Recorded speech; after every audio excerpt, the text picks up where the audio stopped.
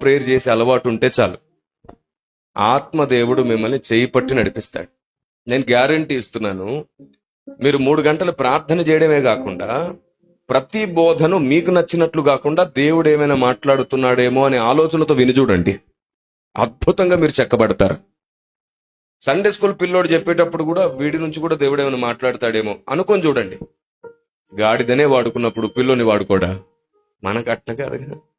బోధ వినాలంటే వాడికి షూట్ ఉండాలి, వాడు PhD చేసి ఉండాలి, బాగా మాట్లాడగలిగి ఉండాలి, కుదిరితే ఇంగ్లీష్ కూడా వచ్చి ఉండాలి. ఏం కొలతలండి ఇవి? ఇంగ్లీష్ వచ్చిన ప్రతి ఒక్కడు సత్యమే బోధిస్తాడా? జ్ఞానమే బోధిస్తాడా? దేవుని మనస్సే బోధిస్తాడా? తెలుగు వచ్చిన వాడు చెప్పడా? షూట్ వేసుకుంటేనేనా, లేకపోతే లేదా? ఇవన్నీ కొలతలు సరైన కొలతలు కావు కదా. వస్త్రధారణ వారి అంతస్తును చూపిస్తుంది, వారి పద్ధతిని చూపిస్తుంది. వస్త్రధారణ భక్తిని చూపించదు. అందుకని వైట్ అండ్ వైట్ వేసుకుంటేనే మహాభక్తులు అంటే మోసపోతారు మీరు. అది ఎన్నో వైట్ అండ్ వైట్లు వేసుకున్నటువంటి మేడి పండ్లు చాలా ఉన్నాయి.